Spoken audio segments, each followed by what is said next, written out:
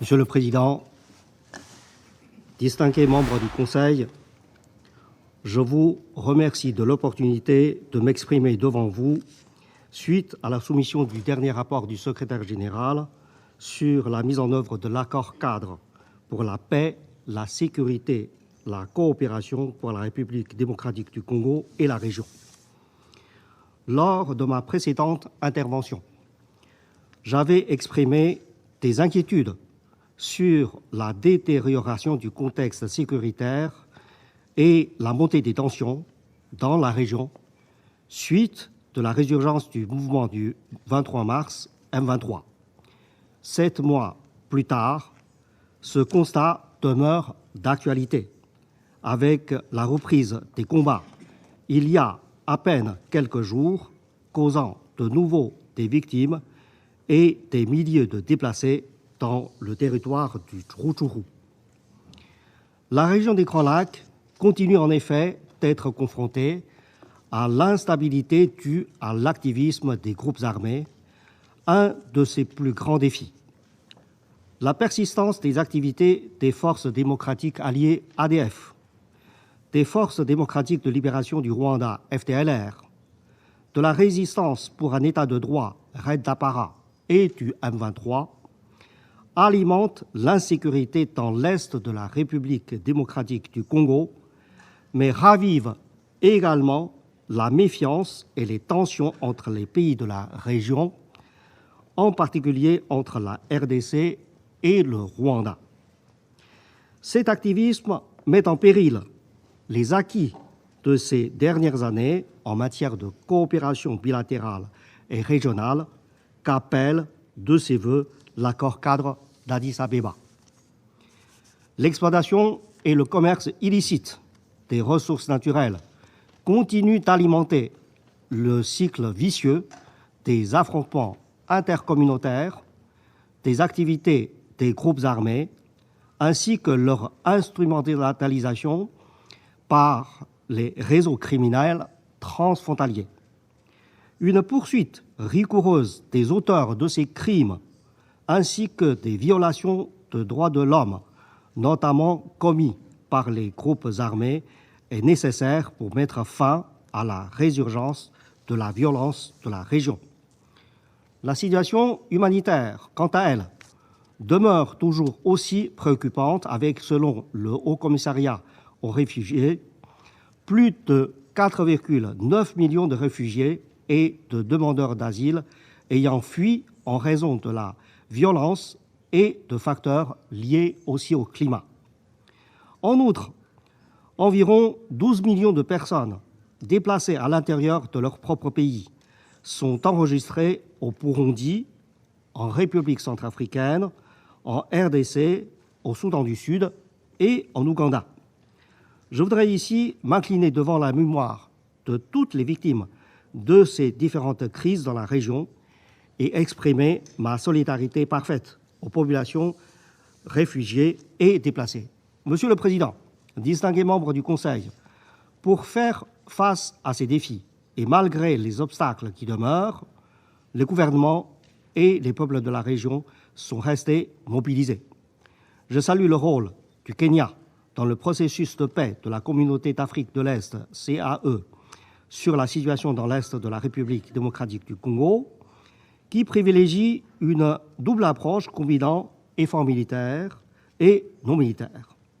Je me réjouis de la reprise annoncée de Nairobi 3 dans les prochaines semaines et réitère ici, comme je l'ai fait auprès des autorités des pays de la région, la pleine disponibilité de mon bureau à apporter l'appui technique à ce processus aux côtés de la MONUSCO et des services compétents du siège. Je souhaite également, à la suite de ma collègue Bintou Keïta, qui s'est adressée devant vous il y a environ un mois, rappeler l'importance vitale d'une coordination efficace entre toutes les forces qui seront déployées sur le territoire congolais et la MONUSCO. Cette coordination au niveau opérationnel est également indispensable au niveau des efforts de médiation. Je suis heureux de constater que tel est aussi l'avis du président Lourenço de l'Angola, président en exercice de la Conférence internationale sur la région des Grands Lacs, CIRGL, mandaté par l'Union africaine, du président Ndayishimiye du Burundi, président en exercice de la CAE, et des autorités kenyanes qui m'ont tous assuré de leur volonté de poursuivre leurs efforts de façon coordonnée. Je tiens à remercier l'Angola, dont la médiation entre la RDC et le Rwanda a permis d'établir une feuille de route pour parvenir in fine au règlement pacifique du contentieux entre les deux pays. Au cours de mes visites à Kinshasa et à Kigali, les autorités m'ont également assuré de leur volonté de parvenir à cet objectif. S'il n'y a pas de doute sur la volonté de dialogue, comme l'illustrent les multiples rencontres entre les deux présidents, il est nécessaire que des actions tangibles viennent concrétiser les efforts déployés depuis quelques mois. La désignation du coordonnateur du mécanisme de vérification ad hoc est une étape encourageante et je souhaite vivement que les autres mécanismes et mesures de renforcement de la confiance prévus par la feuille de route de Luanda soient également mis en place rapidement. Parce qu'une paix durable n'est possible que par un règlement politique des causes profondes du conflit. Je me réjouis également de l'engagement des États en faveur de la mise en œuvre d'initiatives non militaires. Lors de la 5e réunion des chefs de services de renseignement et de sécurité des pays membres du groupe de contact et de coordination, ces directeurs ont plaidé pour un déploiement rapide de la cellule opérationnelle du groupe de contact et de coordination en vue de compléter les efforts de la force régionale de la CAE. Ils ont également appelé à des consultations afin de définir les modalités de coopération entre le GCC et cette force régionale. À cet égard, je suis heureux d'informer le Conseil que mon bureau a facilité la première mission de reconnaissance et de contact de la cellule opérationnelle dans la province du Sud Kivu. Cette mission avait pour objectif d'engager les acteurs locaux afin d'identifier les opportunités de contact avec les groupes armés en vertu du mandat conféré par les États d'engager directement ces groupes et de faciliter leur désarmement et leur rapatriement volontaire sans conditions politiques. Un autre exemple du dynamisme en matière de coopération est la multiplication d'initiatives bilatérales visant au renforcement de la coopération entre les États de la région dans le domaine de la sécurité,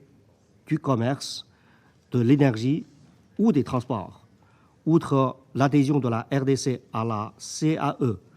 on peut aussi évoquer le renforcement de la coopération sécuritaire entre le Burundi et la RDC, ainsi que les efforts de rapprochement entre l'Ouganda et le Rwanda. Je me réjouis enfin des décisions prises lors de la réunion ministérielle de la CIRGL sur le renforcement de la coopération judiciaire à Kinshasa en juin dernier, notamment l'adoption de lignes directrices claires de demande d'extradition, d'entraide judiciaire dans la région des Grands Lacs. J'appelle les pays signataires à accélérer la mise en œuvre de la déclaration de Kinshasa. Cet engagement des acteurs régionaux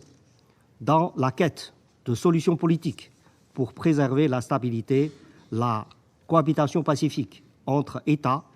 épouse les principes de l'accord-cadre d'Addis-Abeba.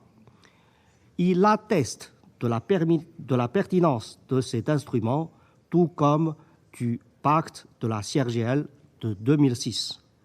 comme socle de concertation et de coopération entre les États de la région pour répondre aux défis communs. Aussi, voudrais-je réitérer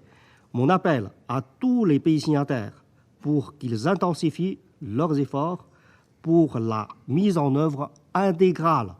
de l'accord cadre d'Addis Abeba et des autres instruments régionaux. Monsieur le Président, Mesdames et Messieurs les ambassadeurs,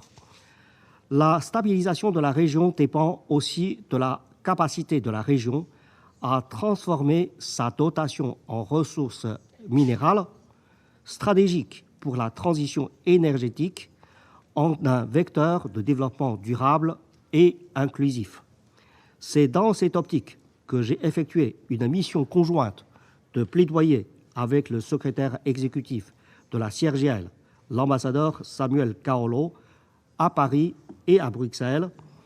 en vue d'un soutien accru à une meilleure gouvernance des ressources naturelles. Cependant, nous sommes conscients qu'une appropriation nationale et régionale de l'initiative régionale sur les ressources naturelles est un préalable à son efficacité. À cet effet, nous prévoyons d'effectuer des missions conjointes de haut niveau de plaidoyer politique dans les États membres de la conférence, ainsi que dans certains pays de destination de ces minerais. Un autre vecteur crucial de la paix est la normalisation constante et la mobilisation constante des femmes et des jeunes dans le processus politique. Aussi, dans la foulée d'une étude sur l'implication des femmes dans les organes de gestion des élections, menée conjointement avec le Centre régional Levi Mouva Navassa pour la démocratie et la bonne gouvernance de la CIRGL, mon bureau continue-t-elle de soutenir les efforts de promotion pour une plus grande participation des femmes dans le processus, dans les processus et organes électoraux. En outre, mon bureau a organisé, en collaboration notamment avec le Fonds des Nations Unies pour la population et la CIRGL, un atelier pour renforcer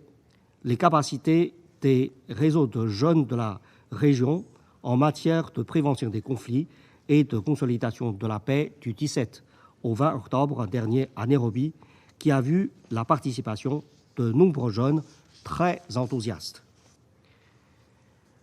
Tous ces efforts de mon bureau, agissant en étroite collaboration avec la grande famille des Nations Unies présente dans la région, y compris les bureaux des coordonnateurs résidents, s'inscrivent dans le cadre du plan d'action 2022-2023 de la stratégie des Nations Unies pour la région des Grands Lacs, dont les initiatives phares en matière de paix et de sécurité, de développement et d'action humanitaire seront présentées en détail le 31 octobre prochain devant la Commission de la consolidation de la paix. Monsieur le Président, Mesdames et Messieurs, lors de mes nombreuses missions dans la région, de fortes attentes ont été formulées vis-à-vis des Nations Unies pour qu'un soutien politique, technique et financier soit apporté aux efforts de paix. Je voudrais de nouveau exprimer ma profonde reconnaissance à tous les partenaires et amis de la région des Grands Lacs